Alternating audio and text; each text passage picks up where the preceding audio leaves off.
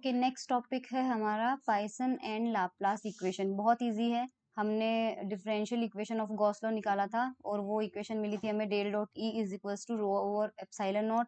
हमने ये भी प्रूव किया था स्टोक्स थ्योरम से कि del cross E is equals to 0 होता है। हमने द स्केलर पोटेंशियल के अंदर ये भी डिराइव किया था E is equals to minus del phi है। अगर ई की ये वैल्यू यहाँ पे रखी जाए तो क्या मिल जाएगा, डेल डॉट माइनस का del phi is equals to rho upon epsilon naught हो जाएगा।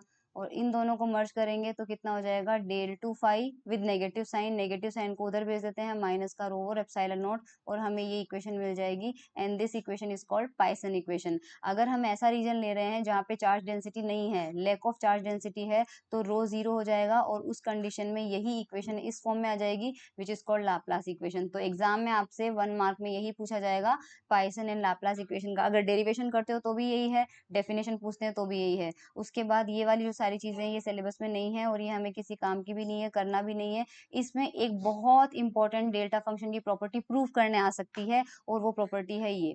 तो डेल टू 1 अपॉन, मतलब हम ये इसको मैं पहले आर से ले लेती हूँ, तो हम प्रूव करेंगे del two 1 by r is equals to -4 by delta r. ये बहुत इंपॉर्टेंट प्रॉपर्टी है, इसका डेरिवेशन करने आ सकता है, तो इसका डेरिवेशन हम अभी कर लेते हैं, ठीक है।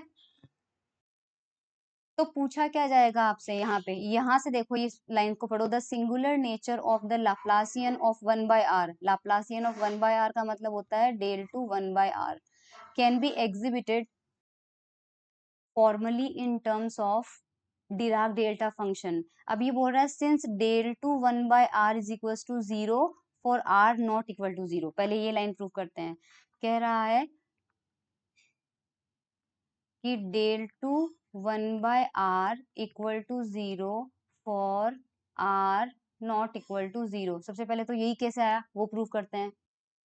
तो यहाँ पर देखिए ये पोर्शन ए वाला, ये divergence of gradient del dot del 1 by r is equal to del two 1 by r और इक्वल टू 0। इसका प्रूफ यहाँ दिया हुआ है, ठीक है। प्रूफ यहाँ से देखिए आप, ये है डेल टू 1 बाय आर है, फिर यहाँ पे डेल है तो डेल ऑपरेटर लिख दिया, dot del by 1 by r है, 1 बाय आर लिख दिया, ठीक है। तो लेफ्ट हैंड साइड में हो जाएगा डेल टू 1 बाय आर और राइट हैंड साइड में आपके पास हो जाएगा, ये इससे मल्टीप्लाई होगा तो डबल डेरिवेटिव आ जाएगा और 1 बाय आर पे लग गया।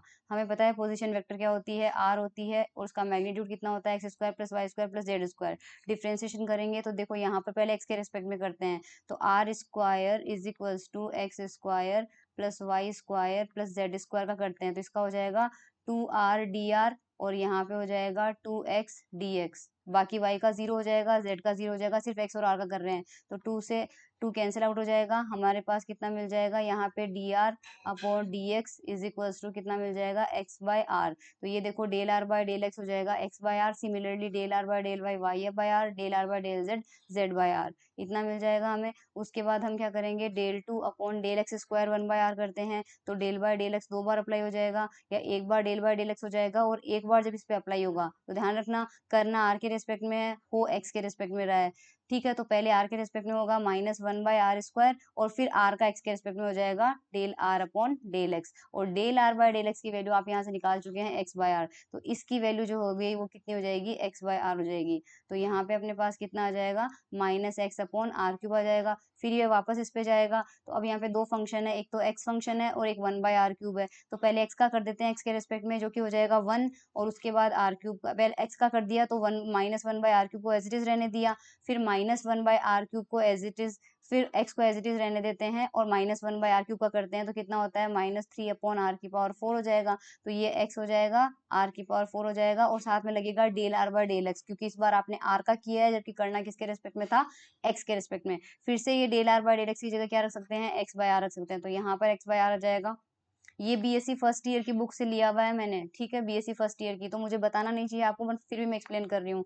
सिंप्लीफाई किया, यहाँ पे आ जाएगा, सिमिलरली वाई का क्या आ जाएगा, ये आ जाएगा, और जेड का कितना आ जाएगा, ये आ जाएगा। तीनों का हमें ऐड करना है, तीनों को अपन ऐड करेंगे, तो ऐड करने के बाद हमें ये मिल जाएगा, x square plus y square कितना हो जाएगा, आर स्क्वायर, 3r स्क्वायर और 3r स्क्वायर कितना हो जाएगा, 0। तो हमने ये तो प्रूव कर दिया, क्या प्रूव कर दिया हमने यहाँ पे,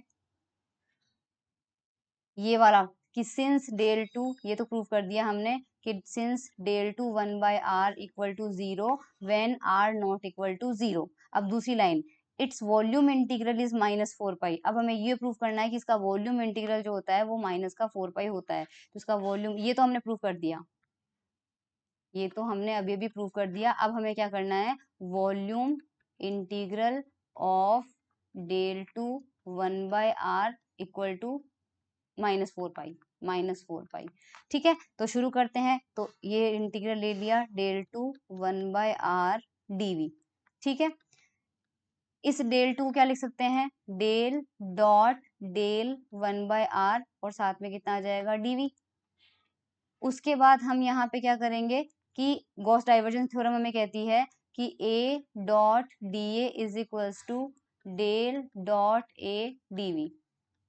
तो मान लीजिए जो 1/r है हमारे पास, ये वाला पूरा फंक्शन है, ये वाला पूरा फंक्शन जो है इसे a से रिप्रेजेंट कर देते हैं। तो ये क्या बन जाएगा, डेल डॉट ए dv। तो इसको हम क्या लिख सकते हैं, a डॉट डी ए लिख सकते हैं, a डॉट डी ए। तो a डॉट डी ए से हमारा क्या हो जाएगा, a हमारा हो जाएगा del of 1/r dot d a हो जाएगा। ठीक है, ये हमारे पास आ गया। अब हमें पता है कि जो डी ए है, स्फेरिकल पोलर कोऑर्डिनेट में एरिया एलिमेंट का फॉर्मूला होता है r square sine theta d phi, ध्यान रखना। और वॉल्यूम एलिमेंट होता है r square sine theta d theta d phi.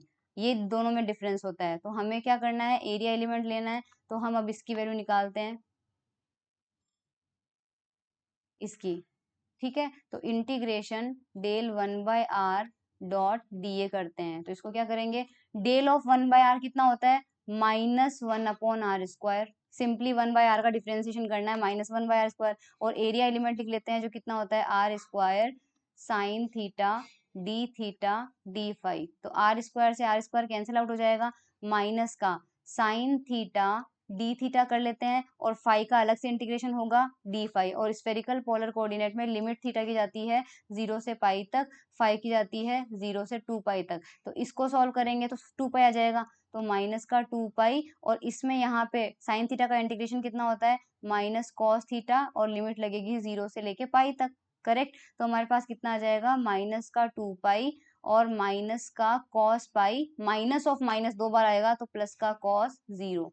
तो यहाँ पे आ जाएगा माइनस का 2 पाई। ये कॉस पाई की वैल्यू -1 होती है, एक माइनस ऑलरेडी है तो 1 + 1। तो ये हमारे पास आ रहा है माइनस का 4 पाई। यानी हमने उसकी दूसरी बात भी प्रूव कर दी कि इट्स वॉल्यूम इंटीग्रल इज -4 पाई। तो जनरली हम क्या लिख सकते हैं, डेल्टा फंक्शन के फॉर्म में लिख सकते हैं। अब डेल्टा फंक्शन के फॉर्म में क्यों लिखा, ये कहना चाह रहा है कि डेल टू 1/r में ये 0 मिल जाता है जब r नॉट इक्वल टू 0 है। और इसका जो वॉल्यूम इंटीग्रल है वो आ रहा है -4 पाई आ रहा है जब r इक्वल टू 0 है। r इक्वल टू 0 पे हमें फाइनाइट वैल्यू मिल रही है। अब कोई ऐसा फंक्शन बताइए जहां पर उस फंक्शन की वैल्यू, जब वेरिएबल 0 हो तो वो फंक्शन फाइनाइट होता है, और जब वो वैल्यू 0 नहीं हो तो वो जो फंक्शन होता है वो आपके पास हमेशा 0 मिलता है। ऐसा फंक्शन डेल्टा फंक्शन होता है। डेल्टा फंक्शन का ग्राफ देखो ऐसा होता है, पढ़ा होगा आपने।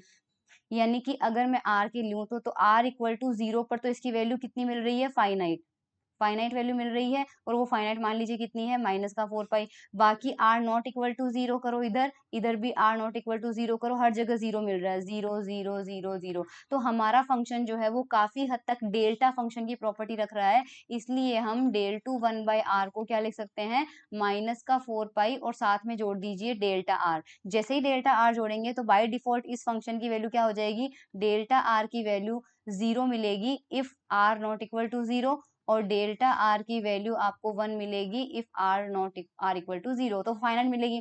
तो ये दोनों वैल्यूज यहाँ अप्लाई करोगे, 0 रखोगे तो 0 आ ही जाएगा, और 1 रखोगे तो यहाँ पे मतलब फाइनाइट आ जाएगा, सॉरी ये फाइनाइट आ जाएगा, फाइनाइट आ जाएगा। तो हमें क्या मिलेगी, -4 पाई। तो ये इसका डेरिवेशन है जो एग्जाम में पूछा गया है। तो अब r को रिप्लेस करते हैं अपन किससे, x माइनस एक्स प्राइम से। तो डेल टू 1 माइनस एक्स को माइनस का 4 pi delta x minus ex prime. बहुत इंपॉर्टेंट है, बहुत इंपॉर्टेंट प्रॉपर्टी है, पूरे बुक में काम आने वाली है। तो इसका डेरिवेशन मैंने अभी यहाँ बता दिया है 1.31, आगे जाके हम इसका यूज करेंगे। सो पाइथन एंड लाप्लास इक्वेशन वाला टॉपिक कंप्लीट होता है।